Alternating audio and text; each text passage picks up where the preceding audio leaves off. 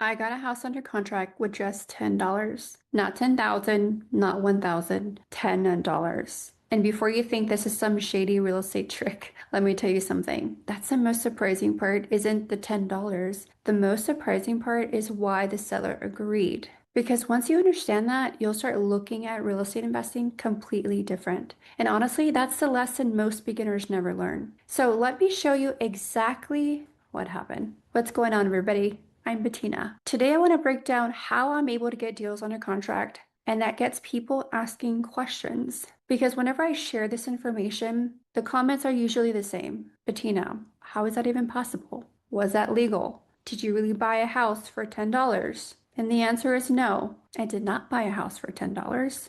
What I did was put a property under contract using $10 as the earnest money deposit. And yes, in most states it is legal. Now there's a huge difference, but before I explain the contract, you need to understand the seller because that's where this deal was really made. Now, most beginners think that wholesaling is all about finding houses. It's not. It's about finding situations. The house is just the vehicle. Now, the situation where the opportunity comes from. And once you understand that, everything starts making more sense because sellers aren't always motivated by money. Sometimes they're motivated by speed, sometimes convenience. And in real estate investing, this is not traditional real estate transactions. And for them, sometimes life just throws them a situation where getting top dollar is no longer their number one priority because that house needs a lot of work. And that's exactly what happened in most of the deals that I've done in the past decade. Now, most of the properties that I get under contract like this are mainly owned by people, not corporations.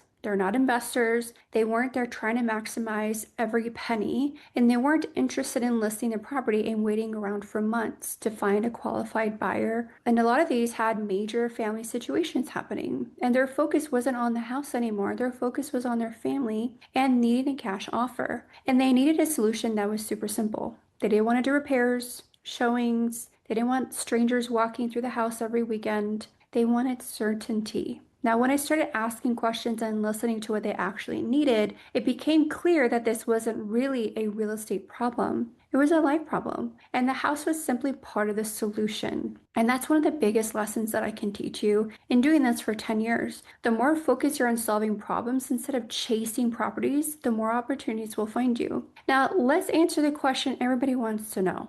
Why would someone agree to this? And I thought the same thing when someone taught me this because they weren't hiring me to get them every last dollar possible. They were choosing a solution that fit their situation. And that's it. And once we discussed their timeline, their goals, what they wanted in their pockets at the end of the day, what the process looked like, we came to an agreement that made sense for everyone involved. And the seller knew exactly what they were getting at the end of the day at closing. And I knew exactly what I needed to do. Again, this is not traditional retail real estate, and everybody moved forward comfortably.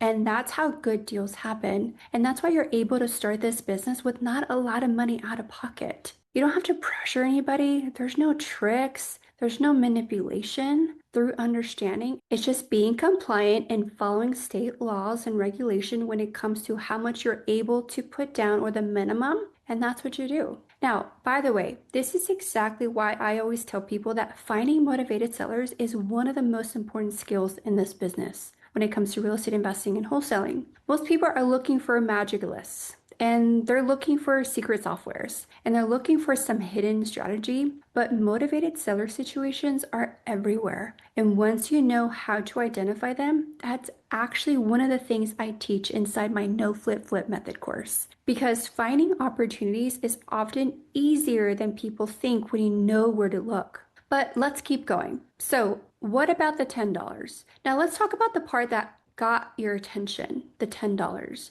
Now, when we wrote up the purchase contract, I used the $10 as the earnest money deposit. And that's where people get confused. They think that the $10 is what made the deal work. It wasn't. The deal was already made before the number was ever written on paper. The seller had already decided that the solution worked for them. The contract simply documented the agreement, and that's an important distinction. And the $10 didn't create the deal, the seller situation created the deal. Does that make sense? Now, for those asking, is this actually legal? Yes, it's completely legal. Earnest money is simply a good faith deposit that accompanies a contract. Now, what matters is that both parties understand the agreement and willingly agree to the terms. Everything was disclosed. Again, I use the same state-approved purchase contracts that real estate agents use. I explain the agreements, I answer questions, and I make sure sellers understand what they're signing. And that's how business should be done. So was this just luck?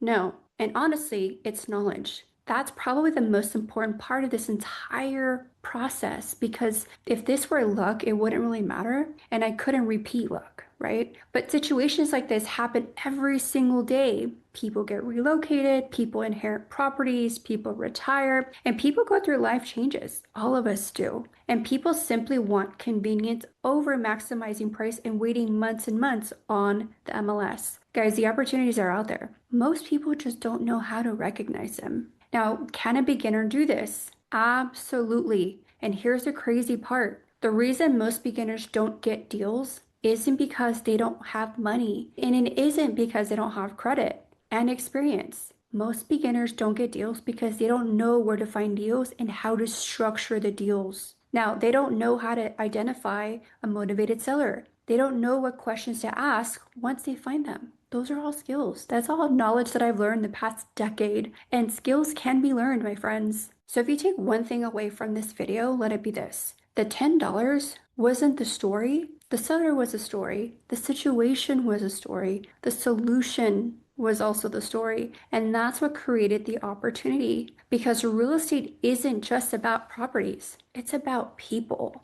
And when you learn how to solve problems for people, opportunities start showing up in places most beginners never even think to look. And at the end of the day, it's not about the earnest money or the deposit. It is what they're given at the end when they are closing.